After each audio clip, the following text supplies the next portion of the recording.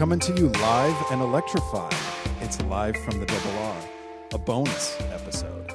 My name is Kevin. My name is Jesse. My name is Noah.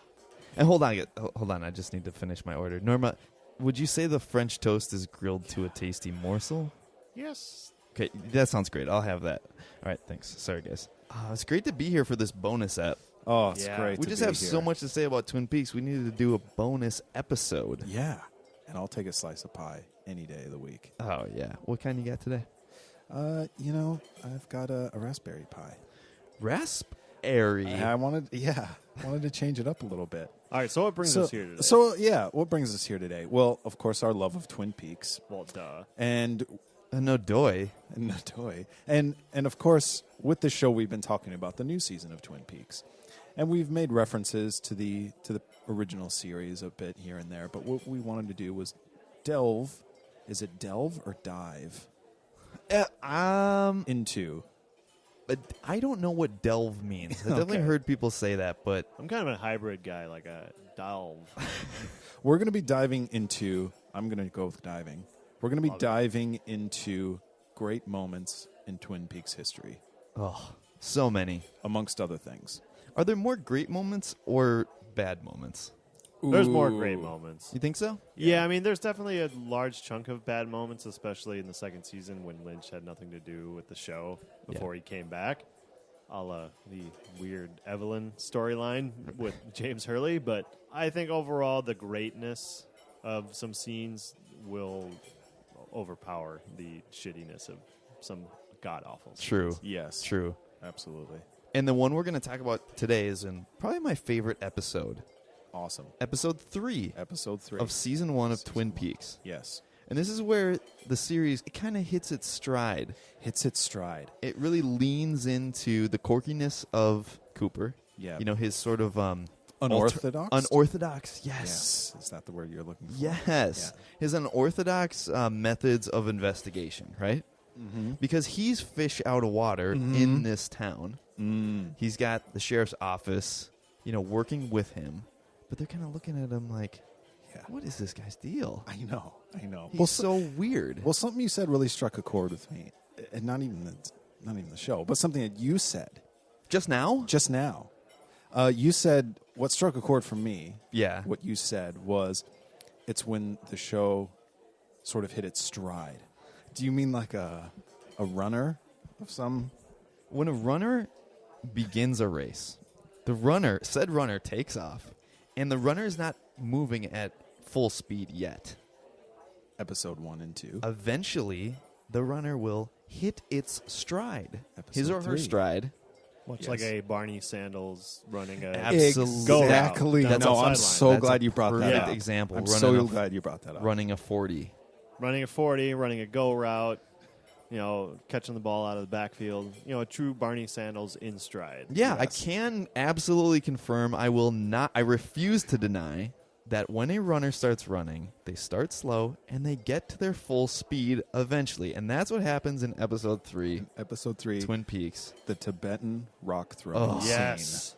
So Cooper brings all of them out to some wood pile where there's a chalkboard, A chalkboard. there's a whole spread of donuts and Yes. coffee. Is that the first time there's like this sort of like ritualistic spread of donuts and coffee that we No, see? we see it before that, Yeah. don't we? In the It's either the pilot of the first episode. It's all the donuts laid out, I believe, in the sheriff's Yes, station. correct. Yeah. Mhm. yeah. And Lucy's serving up hot coffee, and everyone, they're chomping at the bit for it. Bit. As if it were a freshly baked donut.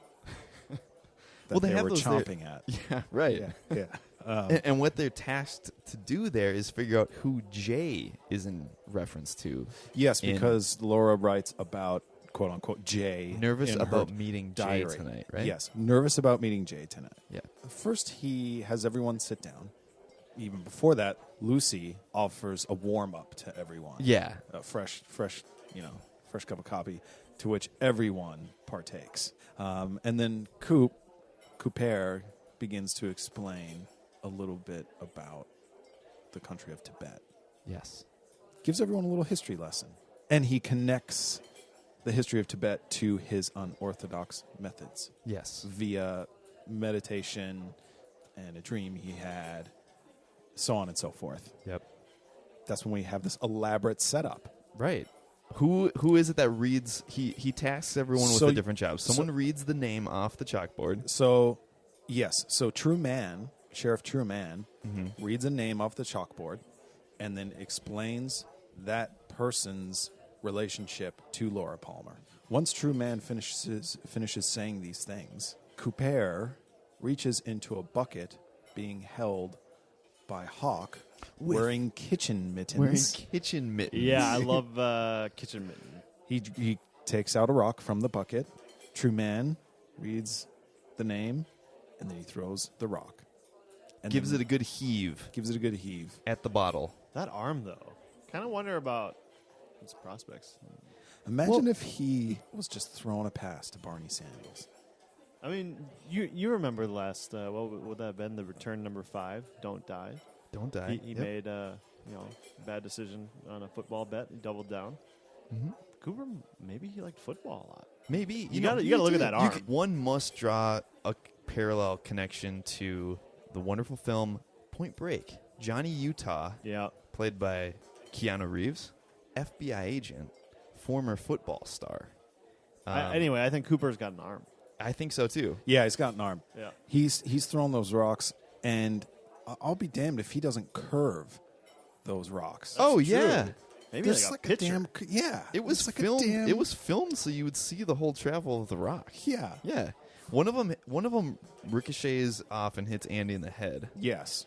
To which he declares, "I'm fine. It didn't hurt." To which True Man says, "Where there's no sense, there's no feeling." Is that what he says? Yeah. And then after he says that, it cuts back to Andy, who all of a sudden, inexplicably, just looks as if he's about to vomit. Do you remember that? Yeah, I watched the scene today. Yeah, just watched it today. Well, Because- yeah, but what's great, it really hits its stride. Yep. At that point, Yeah. it like kind of goes. He starts talking about the history of Tibet, and you're like, "Where is this going?" Mm-hmm. You just get drawn in. Yep. You just get drawn in. So good. Just a great moment in Twin Peaks history. Let's throw the Tibetan rock throw scene in the Hall of Fame of Yes. Twin Peaks scenes. Into it.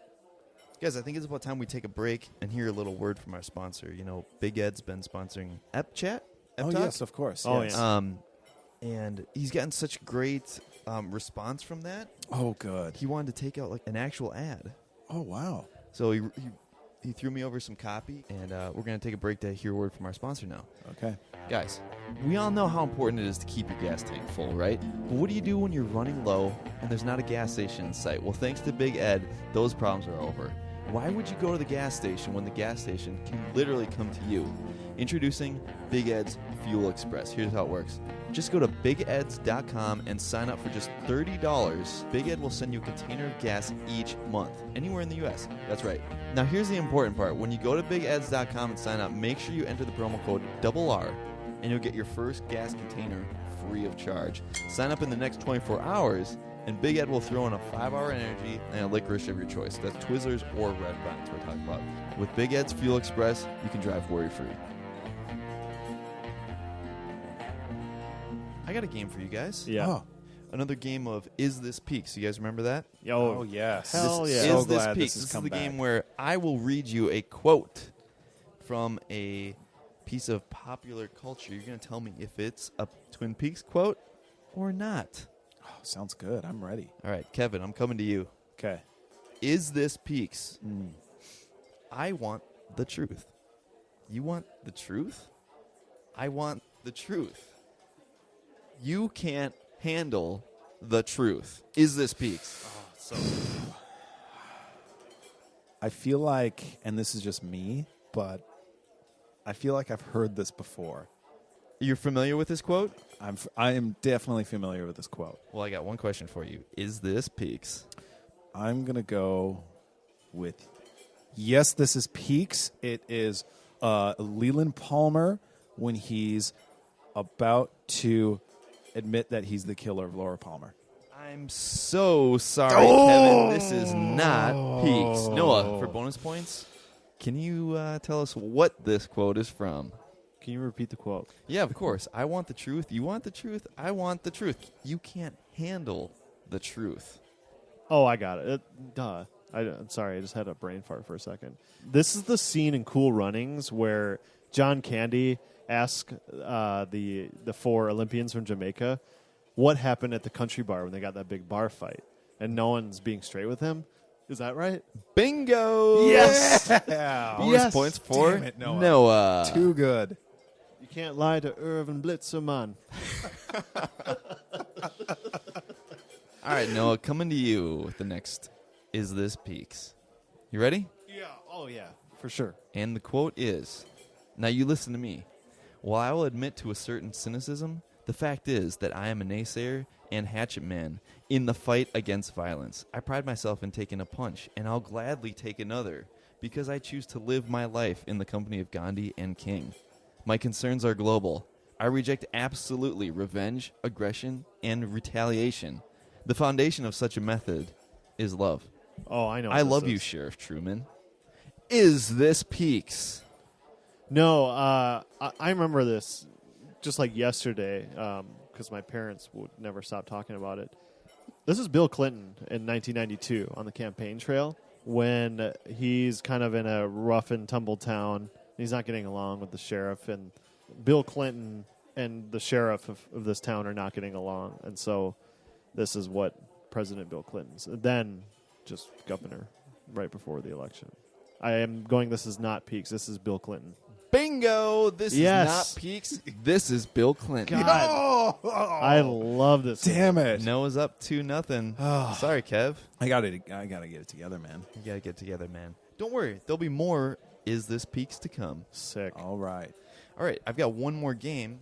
We just played Is This Peaks. Now I'd like to play Is This a Peaks Pod? Is this a Peaks pod? Guys, we do a podcast about Twin Peaks. Yeah. Yep. But there are tons, dare I say hundreds Hundreds? of other Twin Peaks podcasts out there. I'm going to read Wow. you the title, the hosts, and the general description of a Twin Peaks podcast. You're going to tell me if it's real or not. Okay. If it's real, if it exists or not. Is this a Peaks pod? Okay. Did I make it up, or does it exist in the Okay. world? Great. Kevin, coming to you. All right. Is this a Peaks pod? The Lodgers, hosted by Kate and Simon. Kate and Simon journey through the entire run of David Lynch's Twin Peaks, including the 2017 season. They have guests on frequently and just break down each episode. The Lodgers. Is this a Peaks pod? I don't know. I've never heard the names Kate or Simon before. So that can't exist. I'm going to say no, this is not a Peaks pod. Incorrect. This is a Peaks pod, and it's a really good one. The Lodgers. The Lodgers. All right, Noah, coming to you. Is this a Peaks pod? Okay. Broadcasting from the Red Room, hosted by Kyle, Chase, and Nigel. This is a relatively new show where 3 friends basically pretend they are in the Red Room and talk about Twin Peaks. They goof off a lot and play a sound effect that kind of makes it sound like in the Red Room, but not really. Okay. I see what you did here, but you can't fool me. I love this podcast. It's actually called the Savage Lovecast, and it's a guy out of Seattle named Dan Savage giving love advice from people who call in. It's very non-traditional advice coming from questions that are very non-traditional as well. So that was an excellent try, but all those people are his producers. So this is the Savage Lovecast. Bingo! Yes. Yes. Noah is on fire. He is wiping the floor with Cool me. Runnings, Savage Lovecast, Bill Clinton. What's It up? must, Jesus. it must be that Supreme Pizza you've been chowing on this whole time. Hell yeah, Yeah. dude. Nice. Deep Love me dish. some I'm Jacks. so glad that the Double R started serving pizza. A little bit of deep dish goes a long way. Yeah. This one's coming to both of you guys. If as soon as you know it, one way or another, just buzz in. Give me your answer. Ready? Yep. This one's called Twin Peaks Rewatch, hosted by Chris Remo and Jake Rodkin. This is an older show where 2 guys in the video game world went episode by episode for the original series and are now covering season 3. They have an active message board and read a lot of the members' postings about the show. Is this a Peaks pod? You see, I'm going to let you answer this. No, you go ahead. You got something. In my opinion, see, I don't know. You just can't fool me. This is Michael Showalter, Michael Ian Black, talking about food that they really like. They disguise it as a Twin Peaks podcast because talking about food isn't so hip right now. Unless you're talking about like gluten-free, craft beer, craft cocktail kind of podcast. So they disguised it as a Twin Peaks podcast so people would listen to them talk about all the junk food that they like. I think what you're describing there sounds a lot like Win Ben Stein's Money. Oh, A trivia game you might be hosted right. by Ben Stein, wherein he asks questions and the winners win his actual money from him. Kevin, you're awfully close, but this dude is on fire. My Noel God. wins again. As the resident Twin Peaks expert, you can't get anything past this guy. Can't get anything past him. Jeez. So the Lodgers and Twin Peaks Rewatch, these are the best Twin Peaks podcasts out there, in my opinion. Yes, it is true that Twin Peaks Rewatch is quite delicious. It's top notch. It's no slouch. It's no slouch, and they're not jabronis. They actually know what they're talking about. But do they broadcast their podcast live from the Double R Diner? Yeah, I mean, that's what makes us sort of unique here. That's our position. It's mean- literally our position. Yeah, we don't have that NPR money. This is grassroots effort. We don't need a GoFundMe or whatever the Indiegogo, Kickstarter, Kickstart Air. Yeah, we don't need that. We just need you to listen to the podcast and maybe buy some of Norma's cherry pie. Of course. Yeah. I have a segment for y'all. A surprise. Oh, wow. What a treat. So last week we did Ditch Date Mary on Of course. the review of episode 5. Go back and listen to it. if Go you back and haven't. listen to it because we're going to play a game very similar. It's called Would You Rather. Oh. Oh. Wait. How does this work? Now, yeah. I'm going to give you 2 scenarios. And generally speaking, they're not very pleasant scenarios. Uh-oh. I don't like the sound of that. I only like really pleasant scenarios. All right, your first scenario. We're going to start with Case Ayers. Hit me. Would you rather be the permanent nurse aide type person to a very vegetable Leo Johnson for the rest of your life? This is your career. Yes. Or play, and it would go on just for hours upon hours because he takes such a long time. Play a chess game with Wyndham Earl in the Black Lodge. Oh, my God. This is not even a question. Wyndham, the second you said Wyndham Earl, I just got like, You Did it just strike go a delete. nerve? yes, strike a nerve? It's a nerve. It was like lightning striking that quick and that vicious of a strike on my nerves. Well, because here's the thing. Lightning, right? Yeah. Like, do you know about lightning? Lightning Lightning? is just so fast and so powerful. Yeah. If you get struck by lightning, there's a good chance you're not going to make it. So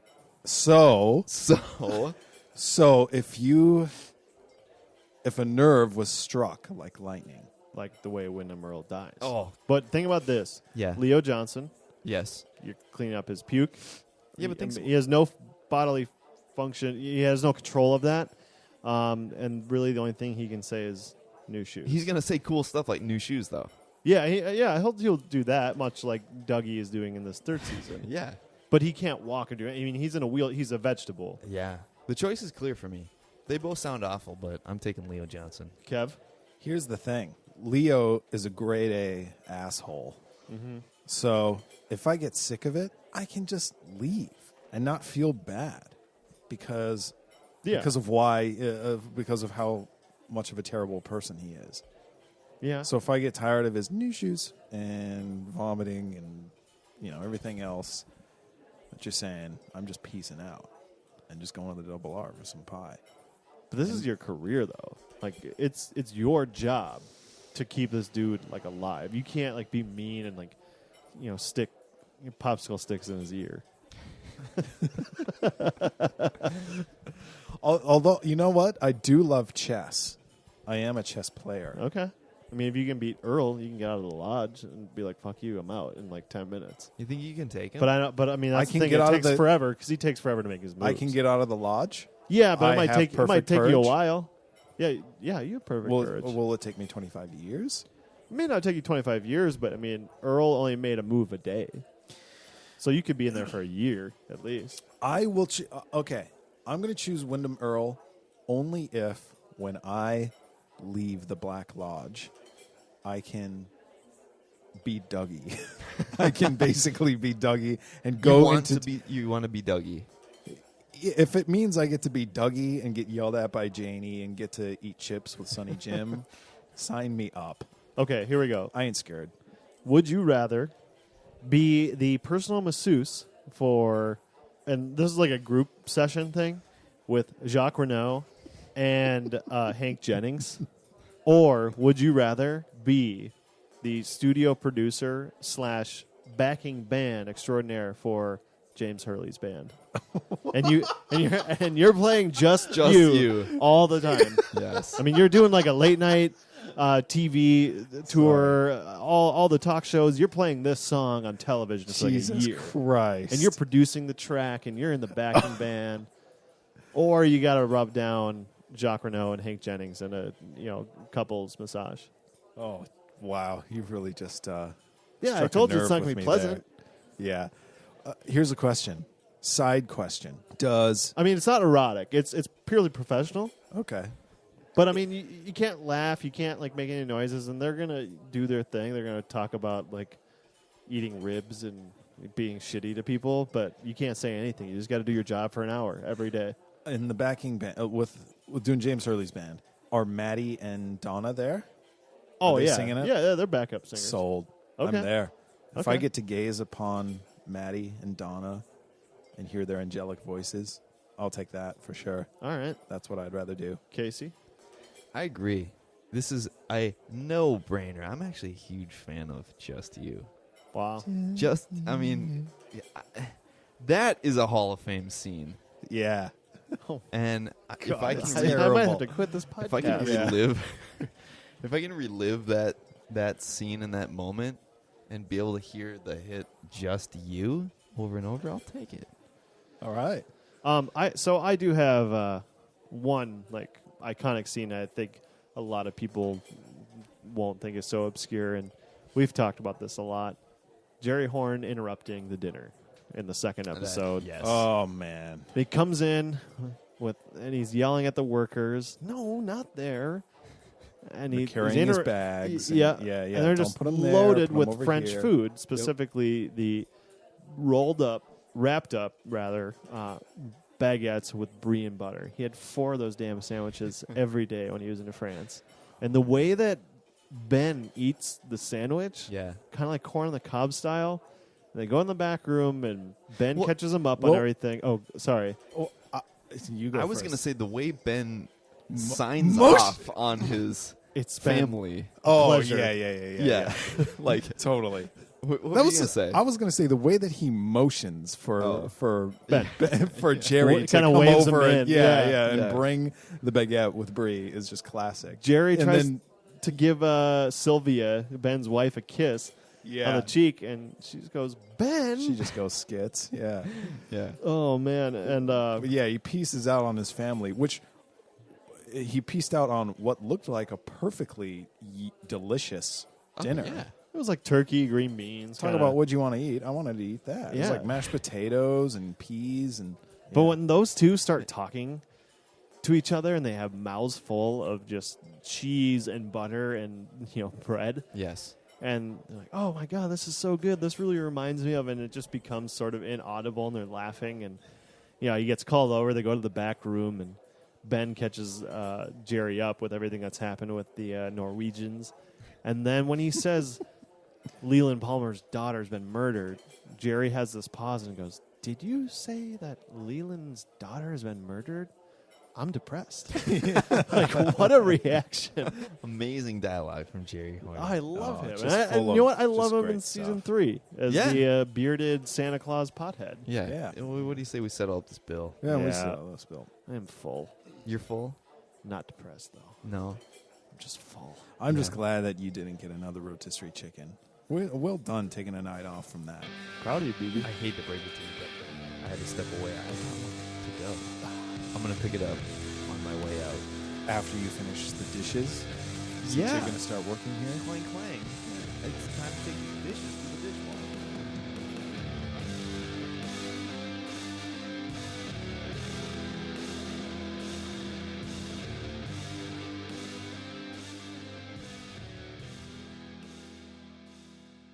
Oh, it's another day in Dougie's life. He took a wicked piss and Janie's pissed too. I don't know.